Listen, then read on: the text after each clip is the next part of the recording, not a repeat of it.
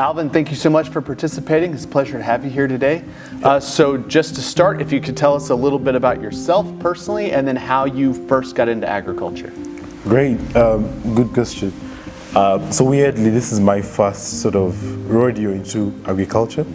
I come from a corporate finance transaction advisory space, but shifting careers from that into, working for One Acre Fund, which is an NGO that supports farmers. This is really my first sort of take on that. But I must say, in my other life, I've always supported agriculture companies. So I've been sort of in the know of what they're doing, but sort of away from the real operations. And this is now the first really experience I have, being hands-on and building from the ground up. Quite challenging, but it's work someone has to do. So yeah, I'm glad I get to do that. So just to give you a better sense of what I do is, I work for a venture studio. So that's the One Acre Ventures, part of a venture studio attached to One Acre Fund, which is really an NGO that supports farmers with inputs and market access. Yeah. That's fantastic. So let's talk about the business you're working with right now, the Irrigation as a Service business, the fledgling business that you guys are starting up. Can you talk about what the initial idea for that was? Was there a eureka moment or kind of a gradual realization that led One Acre Venture Studios to pursue that opportunity? Yeah. So One Acre Fund has been supporting farmers in sub-Saharan Africa for about 17 years, with operations majorly based in Rwanda. So in reviewing our strategy in terms of how we can really, improve the livelihoods of smallholder farmers, we're already doing well on giving them inputs and connecting them to, buyers on the market access side.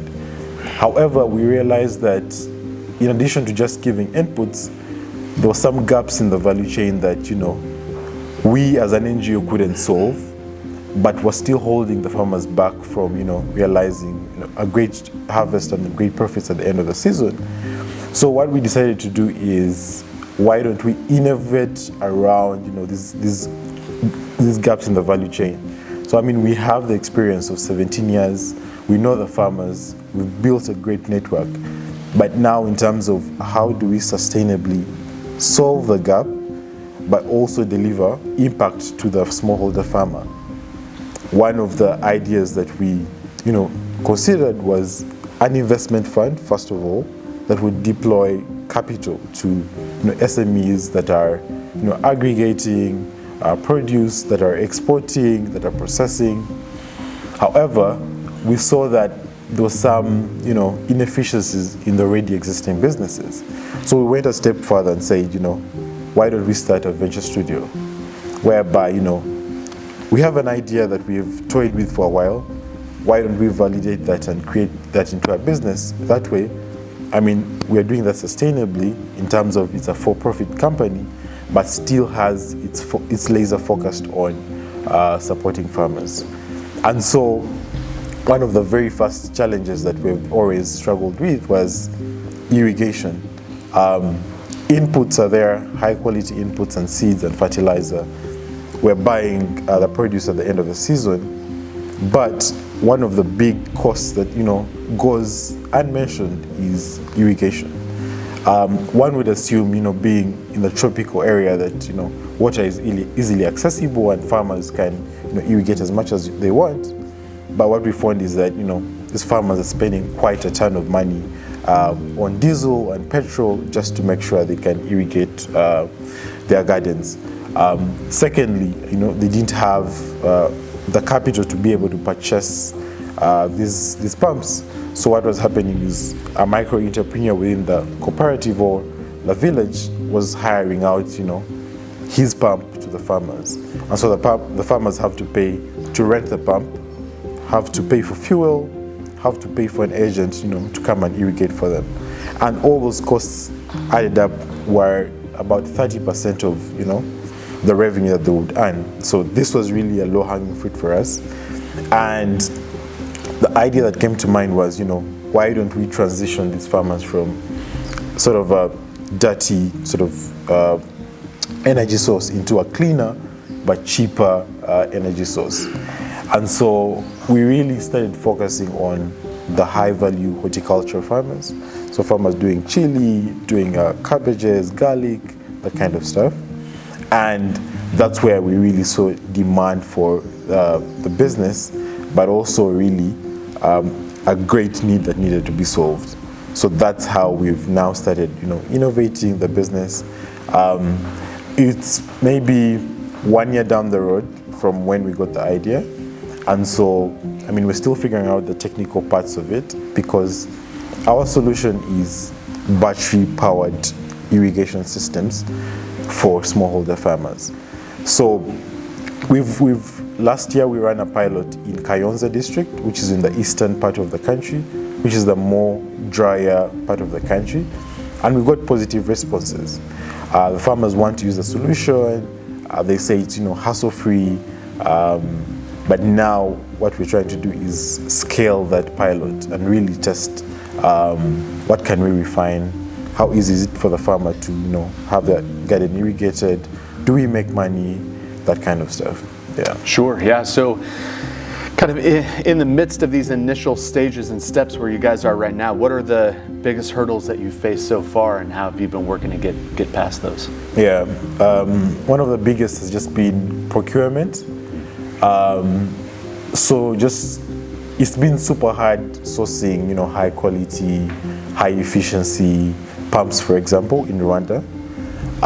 We initially started out by experimenting with, a low-cost booster pump. But then we realized that, first of all, Rwanda being a really hilly and mountainous country, sometimes you get to irrigate farmers that are maybe still 200 meters away from the water source, but the elevation is significant.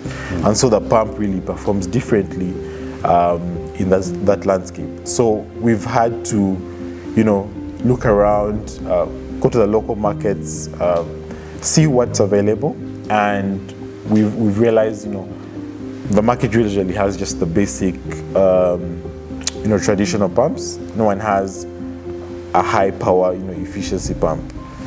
And more to that is, we initially started out with an AC pump, which meant we needed a battery connected to an inverter, then to the pump, which really made the system quite bulky. Mm-hmm. But one of the things that we wanted to do was, reduce the weight of the system. So we had to shift to a DC pump. Mm-hmm. And just procuring that DC pump was super hard, right?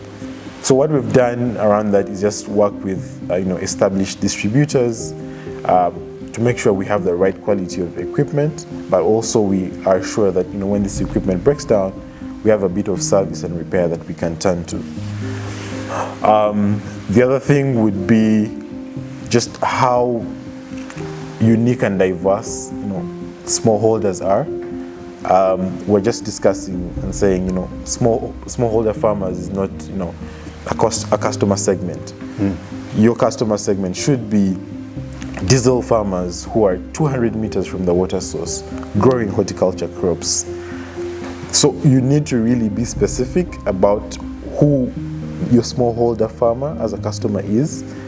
And with that, we've seen we need to sort of customize our solution in terms of the pump. So we can't have just one pump to all farmers. So that has been challenging also, being a startup, trying to spread our capital in the most efficient way possible. But what we've done is really just categorize these farmers into, are you 200 meters from the water source? What's your elevation like? What are you growing?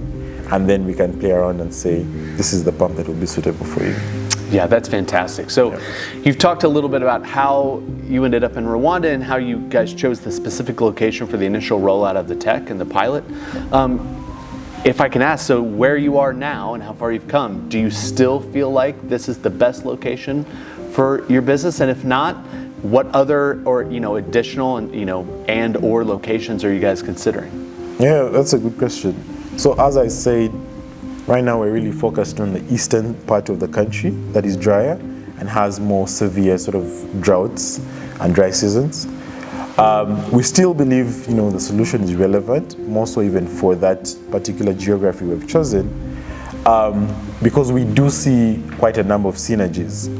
So, as you know, irrigation does not happen throughout the year. It's not 12 months out of 12 of constant irrigation. So there's a part where we have a low season and low demand when it's really raining. So one of the things that we are experimenting with is, using established cold rooms as charging stations, so solar cold rooms as charging stations for our batteries, which, when there's a harvest of vegetables, the farmers can use as a storage room.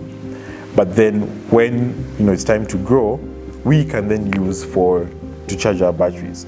So there's so many synergies around there that we feel, we may not be able to unlock right now because we're still focused on the technical part of the business. But then as we grow, there's so many. Rwanda, for example, as a market is quite more set up in terms of infrastructure. So like electricity is more available. But also there's so many government initiatives that have tried to support smallholder farmers that we can then take over and partner with, to reduce our cost of serving the farmer. So definitely, we think it's the right place we've chosen. The government support is there, but also we need to transition these farmers to, high value crops. That's when we'll really see, a difference in their pockets. Yeah, fantastic. Yeah. So, two more questions here. So finally, kind of considering the evolution and the growth of your company over time, what are some surprising successes and failures that you've seen just in the last year that have kind of shaped how you have headed? Yeah, I think just one thing doing business in agriculture teaches you is that, your plan in your Excel and your financial model versus the reality on ground are always far different. So that has meant that we've had to be more operationally intense than would like to. So for example, we have to have supervisors who help us mobilize agents, who we then train, and then who then serve farmers on our behalf. But oftentimes, you're dealing with people who have maybe barely had an education, but are really good in terms of knowing who the farmers are. So you have to do a bit of education on just how to use the pump and how to use the battery, because that's also a very sensitive and technical part of our business. So that has been sort of a cost we hadn't planned for as much, right? So that's higher than we would want it to be. But also in terms of successes, we've seen greater demand from the commercial, well-established businesses than we thought we would be serving. So initially our focus was just on the smallholder farmer, but we see our solution being valuable to a large farm that is growing just chilies throughout the season, which also gives us stable demand and reduces now on the operational intensity that we see on the smallholder side, right? Another success I would say is our partners. So because we are experts in agriculture, we've had to onboard a partner who helps us manage the battery system. And this partner has been really good in sitting down with us, understanding the needs of the farmer, designing and adapting the system to really be able to serve the farmers, and making sure it's really robust enough to be in the field under the sun for 8 hours a day and still perform as it should be. That's fantastic. Okay, final question. So thinking about the future of the company, right? Where do you see the irrigation as a service, but also more broadly, the Venture Studio in 1, 5, 10 years? Yeah. Forwardcast. Yeah, that's a good question. So I see us as being really a key partner just in Rwanda's agriculture ecosystem. I want us to be the market leader in terms of serving farmers and giving them reliable reliable and affordable irrigation services, definitely backed by science and agronomy, so that a farmer at the end of the day is knowledgeable enough to know I only need 2 irrigation sessions for a week depending on this kind of crop that I'm growing. So we see that as providing the service, not only benefits us, but also empowers the farmer to be more knowledgeable, and then venture beyond just growing maize and beans and say, can I experiment with chili? Can I experiment with garlic? So knowing that, the whole ecosystem is sort of tied together, and the farmers find value in investing in our irrigation service, knowing that they will really reap the rewards. On the Venture Studio side, I see us, first of all, creating super impactful ventures. So the other two businesses that we are working on in Rwanda is an alternative protein business that will make, nutritious, affordable protein available to low and middle income households. The other business we've built that is slightly more mature is an avocado oil processing facility, that buys off reject avocados from farmers, then processes that into a high quality oil that we can export. So I feel like we are at the right place in partnership with One Acre Fund. We know the farmers, and we're just going to validate and churn out, a ton of businesses that will really solve the farmers' needs. Yeah. Fantastic. Alvin, thank you so much. No, thank you for the opportunity. Of course. Yeah.